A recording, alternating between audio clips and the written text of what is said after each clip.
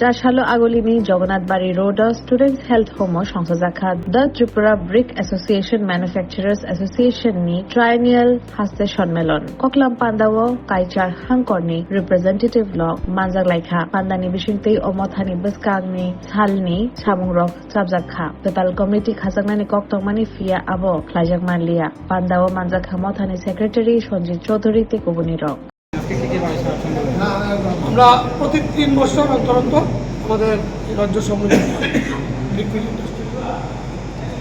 আজকে নতুন কমিটি হওয়ার কথা ছিল। অ্যাকচুয়ালি এরকম না, ব্যাপারটা আমাদের এটা রাজ্য বিপিত, তো অনেকে দূরের থেকে আছে, খাওয়ার টাইমটা একটু আমাদের লেট হয়ে গেছে। সেই কারণে খাওয়ার পরে যারা দূরে আছে তাদের যাওয়ার একটা ব্যাপার আছে, তো অনেকে চলে গেছে। সেই কারণে আর আমাদের যে আগের পুরনো কমিটি ছিল, আমাদের সেক্রেটারি প্রেসিডেন্ট সাহেব ওনার উপস্থিতিতে সব কিছুই সম্পূর্ণ হয়ে গেছে। এখন আমাদের একটা সিস্টেম আছে, সব ডিস্ট্রিক্টের থেকে লোক থাকতে হবে, তো এর মধ্যে 2-1টা ডিস্ট্রিক্ট যারা দূরে চলে গেছে, সেই কারণ আমাদের যিনি প্রেসিডেন্ট এবং যদি আমার বড় ভাই অজয় দা, জগন্নাথ দা সবাই মিলে একটা সিদ্ধান্ত করেছে যে আমরা এই একটা কমিটি করেছি। পরবর্তী সময় আমরা আমাদের কমিটি পূর্ণাঙ্গ কমিটি আমরা বানিয়ে নেব এবং আপনাদের মাধ্যমে সারা রাজ্যে আমরা প্রচার করে দেব। এবং আজকের যে নিউজটা, যে আমাদের যে পুরনো কমিটি ছিল, এই কমিটিটা আজকে কমিটি ডিজলভ হয়ে গেছে। হ্যাঁ, সেটা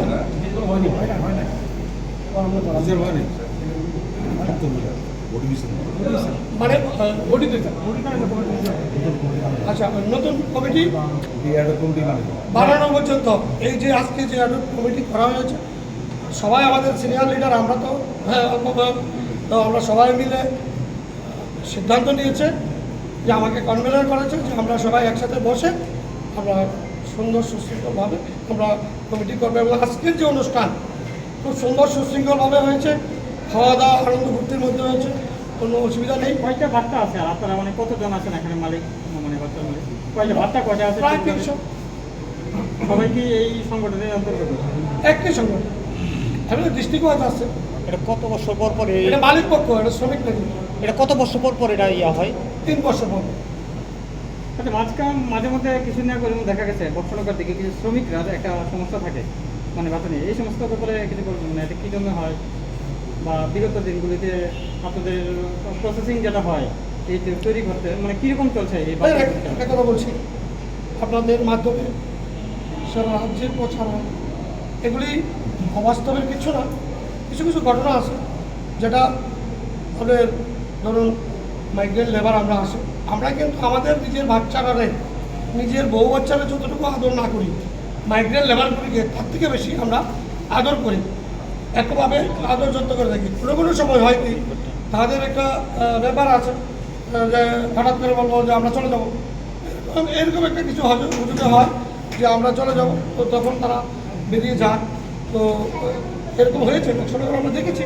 পরবর্তী সময়ে এই বাট্টার মালিককে এখন মাছটা ব্যবসা ভালো চলছে তো, মানে কয়লার সমস্যা কিছু আছে নাকি? না, কয়লার কোনো সমস্যা নেই। এটাও আপনাদের মাধ্যমে বলে দিতে চাই, আমি যেহেতু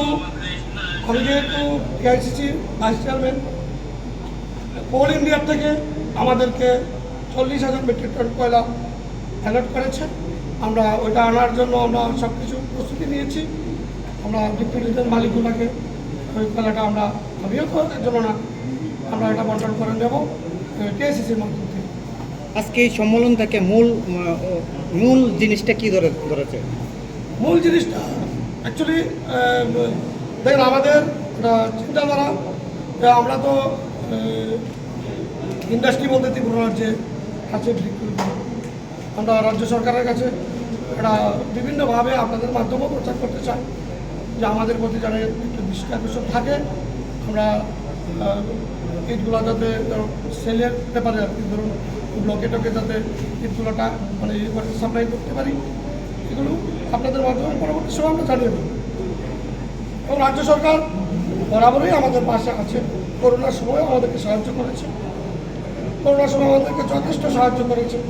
প্রত্যেকটা বার্তা যে লেবার, মাইগ্রেন্ট লেবার, এই লেবারগুলিকে ইমার্জেন্সি পেয়ে নেবে আমাদের তৎকালীন মুখ্যমন্ত্রী বিপ্লব দেবজি যেভাবে আমাদেরকে সহযোগিতা করেছেন। বাট্টার মালিকরা, আমাদের কোনো বাট্টার মালিকরা এতে কোনো দ্বিধাবোধ নেই যে অস্বীকার করেনি, আমরা অস্বীকার করছি। এবং যে খাওয়ার ব্যাপারেও খুব উপকার করেছে প্রাক্তন মুখ্যমন্ত্রী বিপ্লব কুমার দেব এবং বর্তমান মুখ্যমন্ত্রী ডক্টর প্রফেসর মানিক সাহাজি, ওনার নেতৃত্বে যে উন্নয়নমূলক কাজগুলি চলছে এবং বিভিন্ন ধরুন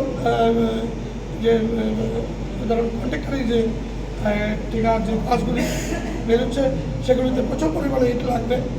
তো আমরা ওনার কাছেও একটা থাকবো যে সবগুলি যেন ব্রিক্সের মানে থাকে, যাতে পজিশন থাকে যে ইট দিয়ে যাতে বিল্ডিংগুলো হয় এবং এগুলি এভাবেই ধরা আছে আমার জন্য। Thank you.